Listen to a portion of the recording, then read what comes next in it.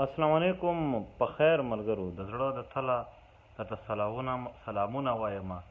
خدای مو تل روغ جوړ او خوشحال لره ملګرو. نن بلکې د څه وخت چې کورونا وبا په دنیا کې پیلاو شوې ده، دلته په ریاستي توګه باندې د عامو پښتنو خلاف چې کوم یو ظلم یو جبر روان و، په هغې کې کمی لا نه راځي.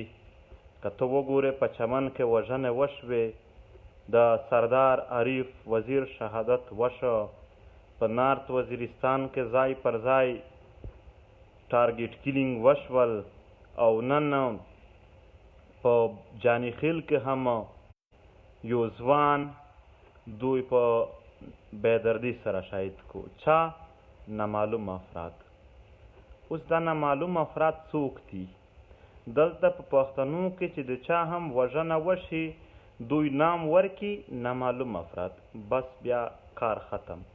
بس بیا چې دوی یعنی چې کوم انویسټیګیشن وي هغه پې ختم کړي، ځکه چې دوی بیا بس معلومولو کوشش نه کوي.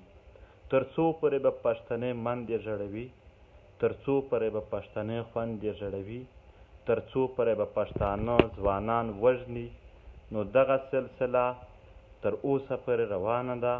په بل خوا باندې موږ تحریک د کورونا د مرض له وجې دا اعلان کړی و چې موږ خپلې اکټیویټیز نه کوو، خو بیا هم د عارف وزیر د شهادت نه پس موږ مجبور شولو او خپل عملیات مو وکړل. که راتلونکي کې هم دا سلسله دوی نوره زیاته کړي، موږ دې مجبوروي نه چې موږ بیا هم داسې احتجاجونو ته مجبور شو. د دغې ټولو پیښو چې کوم نن جاني خیل چې شوې ده، یا نور ځایونو کې شوي دي، یا پرون کابل کې او ننګرهار کې چې کومې شوي دي، تحریک دغې غندي او داسې پیښې د انسانانو قتل، د انسانانو مرګونه، د دغې مخالفت کوي چې دا د کله هم نه کېږي. د تحریک یو پرچار دی انسانیت، او د انسانیت دپاره کار کوي. په بله خوا باندې د یو وخت نه په باجوړ کې ټارګېټ کیلینګ شروع و، او په دې ټارګېټ کیلینګ پسې تر اوسه پورې لا خلک یعنې هغه خلکو احتجاج ته نه پرېښودل.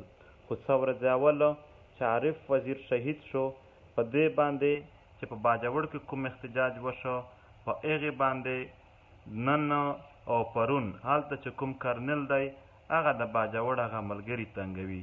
د باجوړ هغو ملګرو ته پیغام دی، ټول پښتانه در سره ولاړ دي، چې یو ټیټه خبره هم ورته ونه کوي. باقي د عارف وزیر د وژنې د ده د شهادت چې کوم سوال دی، په هیڅ صورت باندې تحریک خپل شهیدان یو هیڅکله هم داسې بې حسابه بې کتابه نشي پرېښودلی. ریاستي ادارو پرون یو په ډېر غټ عهده باندې ناست آی جي کې پي کې وویل چې ده په افغانستان کې انټرویو ورکړې وه، د دغې ریاکشن دی. نو دا ریاکشن د چا د طرفه و، دا به هم درته معلوم وي.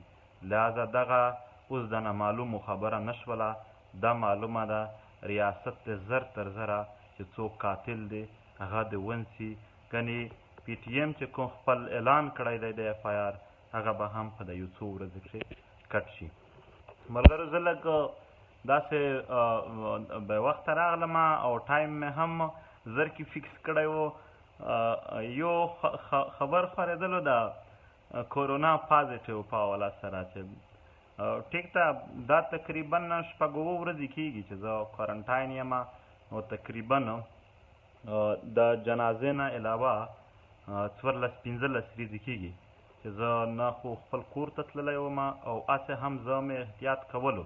او جنازه نه پس بیا چې ټیسټ مې وکړ 3-4 ورځې اول، بیا ملګرو وویل چې هغه داسې راغلی دی. زه الریډي هغې نه بغیر هم کوارنټاین و.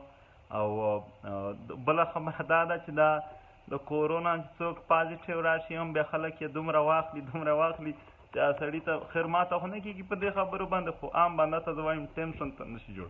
نو دا د پازیټیو یې دومره خلکو ته بیا مه ورکوئ چې هغه وایي چې دا خو لکه چې رښتیا بالکل مرض دی او احتیاط ځنې کوئ. زه به لږ دا هم درته ووایم چې د تر ټولو غټه طریقه دا ده چې لاس ته د چا سره د میلاو کړو هغه لاس تا خوله ته یوړ، پوزې ته د یوړ، سترګې ته د یوړ، د دغې سره کېږي.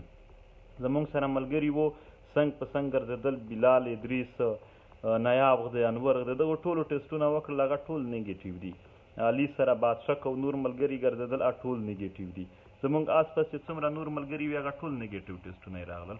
نو دا صرف په دا پرې ده چې که چیرې دا سړي سره میلاو شولې او بیا د لاس خوله ته یووړ، نو تاسو دا وکړئ چې یو خو د حکومت که لاک ډاون ختم کوي که نه ختم کوي هغه د دوی خپل کار دی، خو د پی ټي ایم ملګري خپل ځانونه هسې هم کوارنټاین وساتئ، خپل فیملیز کوارنټاین وساتئ، او چې کوم پریکاشنز دي ټول پوره وساتئ.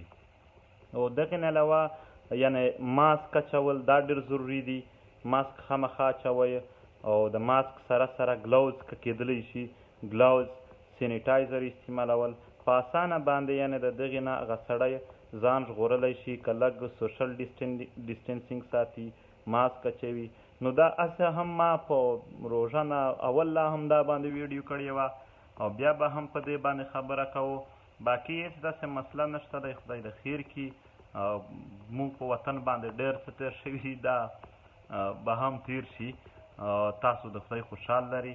او بیا هم دا آخري دا هم درته وایم چې اول خو ډېر احتیاط کوئ او چې چاته پازیټیو شي هغو ته بالکل داسې د لاسې، زه د ځان خبره نه کوم درته، خو هسې چې څوک هم وي د لاسې خبرې ورته کوئ او روغې خبرې کوئ.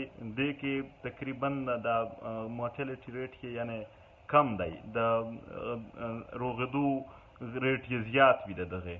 نو خدای مو تل خوشحال لره، خدای مو تل آباد لره او سلامونه. مننه، خوشحال اوسئ، تل آباد اوسئ. زما شپږ اوه ورځې کېږي چې زه کوارنټاین هم یم او بیخي له چا سره میلاویږم هم نه، سایډ ته یم او روټۍ هم په یو ځای کې ملګري کېږي هغه بیا هغه واچوم چې کوم لاندې غوي.